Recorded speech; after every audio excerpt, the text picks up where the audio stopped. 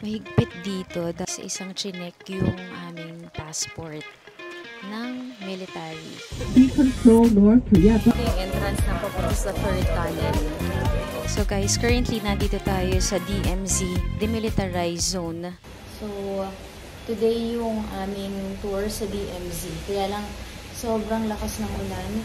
Time check, it's already 6:41. Nandito kami sa entrance ng hotel.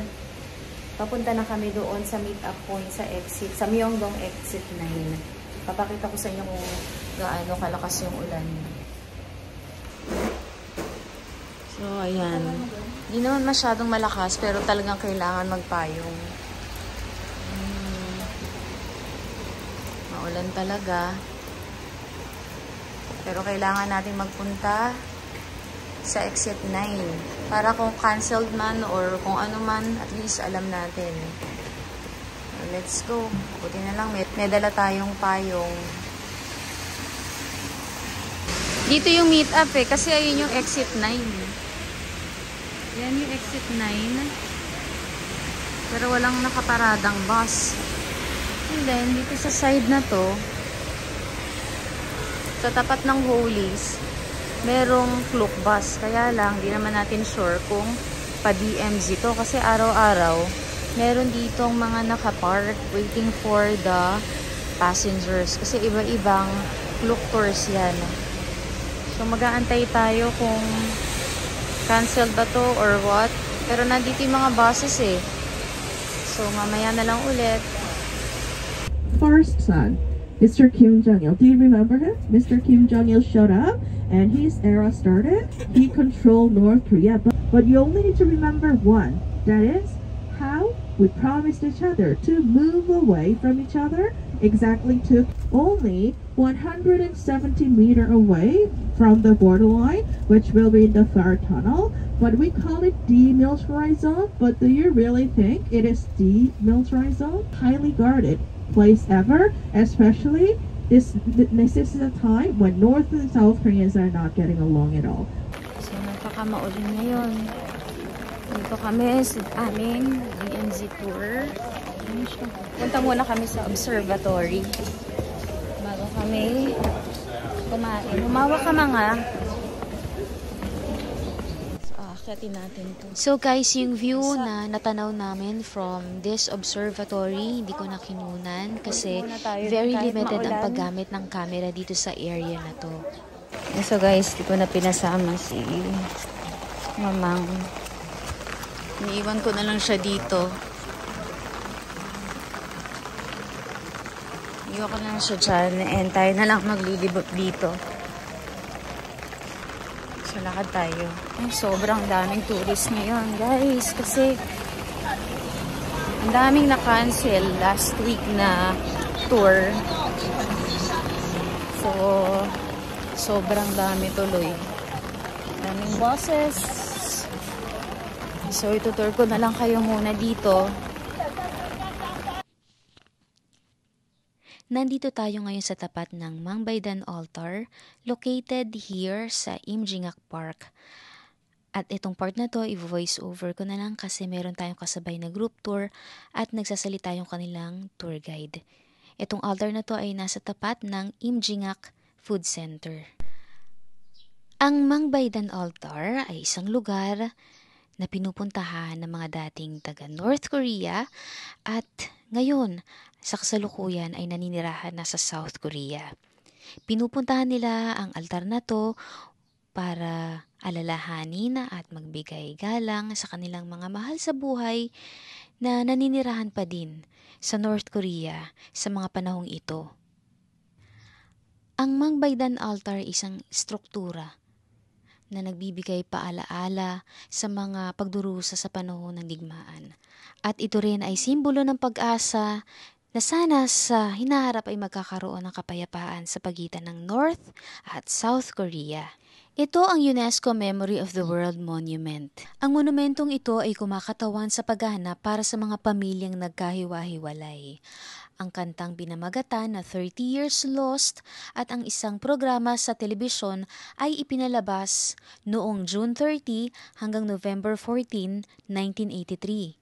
At sa loob ng 453 hours at 45 minutes sa buong 138 days, ito ay gumawa ng kontribusyon para sa muling pagsasama-sama ng 10,189 na nagkahiwa-hiwalay na pamilya. Ang nakikita natin ngayon ay isang tunay na riles. Hindi ito representation lamang. Ang riles na ito ay tinatawag na Gyeonggi Train Line. Ito ay nawasak sa panahon ng digmaan noong 1950. Ang Gyeonggi Line ay isang railway line sa pagitan ng Seoul Station at Dorasan Station sa Paju, dito sa Korea. Yung railroad, this is the actual railroad.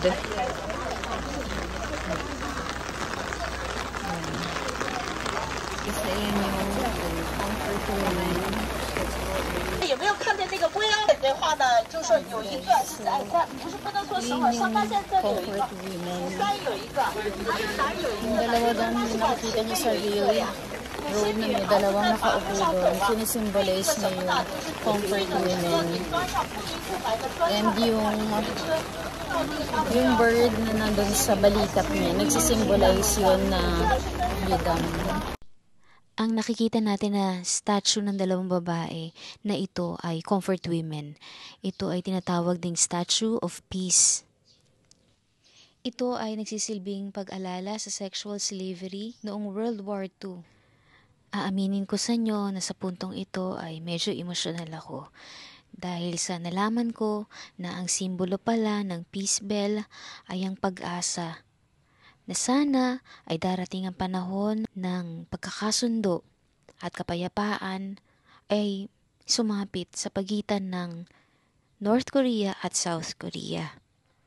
Ang Peace Bell na ito ay itinayo ng 9 milyong mamamayan ng Gyeonggi.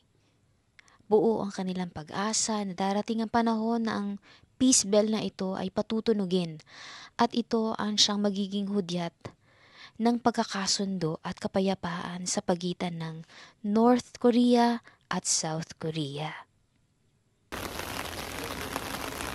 So kahit maulan guys, tinitake advantage na lang natin itong pagkakataon na to na makavisit dito sa border ng North and South Korea. Ito yung information.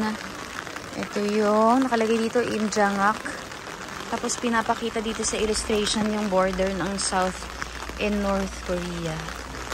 So, etong information na to is right next doon sa railway na merong dalawang comfort women. So, yan siya. Ito naman yung map ng DMZ. Papunta tayong observatory. Video bawal kasi guys, mag-video dun sa observatory. Sobrang higpit. Talagang for our eyes only na makita yung border. 40 meters away lang kami ngayon currently. Sa nalalagyan namin. Pero bawal nga kasi mag-video. So guys, currently nandito tayo sa DMZ, Demilitarized Zone. Hindi naman parang tensyonado yung feeling dito sa lugar na to. Pero alam niyo yung feeling na parang mabigat. Ganun yung feeling. Siguro nadala na din ako sa mga kwento kanina nung tourist guide namin about sa North and South Korea, kung paano sila naging divided. And actually, alam nyo, ang isang magandang part is yung tour guide namin pala is actually from the village that is located mismo dito sa DMZ. Yung DMZ, meron pala siyang dalawang village. Yung isa doon sa part ng North Korea and sa isang village din sa South Korea kung saan doon nakatira itong tourist guide namin. Ang isa sa interesting din para sa akin dito, aside from nandito tayo sa DMZ, Demilitarized Zone, is that mas natuto ko about their history and kung ano yung mga bagay na na-experience ng mga families. Actually, mahigpit dito dahil syempre, DMZ to. Bago kami pumasok ng DMZ, isa-isang chinek yung aming passport ng military. So, hindi naman siya actually nakakakaba. Kasi for security reasons din naman yun. Diba? And aside from that, kailangan lang syempre na kailangan sumunod sa mga rules like bawal mag-take ng pictures. Yun. So guys, inalis ko na lang yung original audio ng video na to kasi at this time na naglalakad kami ay merong nagpe-play na dramatic music coming from the loudspeaker of North Korea. And according sa aming tour guide, itong music daw na to, which is a dramatic song, ang lyrics daw nito ay tungkol sa mga paghihirap na nararanasan ng mga families sa North Korea. Although hindi naman nila alam kung totoo nga ba na yung mga lyrics na yun ay yun yung nagaganap ngayon sa North Korea, nararamdaman nila yung lungkot. At according pa din sa aming tour guide, after ng music na piniplay ng North Korea, ay nagpe-play din ang South Korea. At ang ipiniplay naman na music ng South Korea ay puro mga K-pop songs. Ito yung entrance ng papunta sa third tunnel. Hindi na tayo papasok kasi senior yung kasama natin. Pero siguro kung ako lang mag-isa, baka subukan. Anyway, let's just go around the place. Since yung mga kasama namin pupunta sa third tunnel, kami ikot na lang dito. Dito yung mga pupunta sa tunnel. Dito sila papasok. So, ito naman yung iconic na DMZ. Magdahan-dahan ka, Mang. Ito yung iconic na DMZ. Photo spot yan ng DMZ. We are here at demilitarized zone in Korea. And walking here, we will, nagasa, teka lang, nananagasa, ang lalaki pa naman.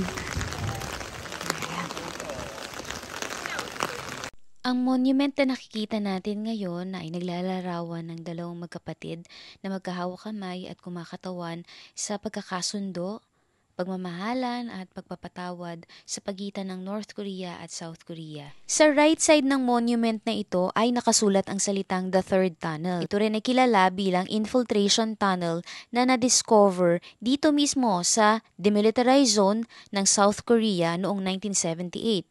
Ito ay na-discover sa pamamagitan ng pagsusumbong ng isang North Korean defector. Hinukay daw ito ng mga North Koreans para sa sorpresang pag-atake nila sa South Korea. Guys, ito sa likod ko yung mock-up ng third tunnel. Papakita ko sa inyo. So, ito yung mock-up ng third tunnel. So guys, nandito tayo sa part ng pinapakita. Yan, dinidepict lang dito sa part na to yung pagkakahiwalay ng North and South. Ayan. So, eto, photo spot lang siya. May pinapakita yung North and South Korea, yung border. And then, kalagay din dyan yung third tunnel. 53 kilometers of Seoul and 22 kilometers of Garsong. Ayan. Hindi ko yung itsura niya. So, since hindi nga kami pumunta sa third tunnel, so dito na lang kami paikot-ikot sa labas ng yung pinaka-entrance actually ng third tunnel. Yung main entrance nito malapit dun sa photo spot ng iconic na DMZ. So tara na sa bus. Yan, balik na tayo sa bus. 12:45, dapat nasa bus na daw. Ang time pa lang is 12:10.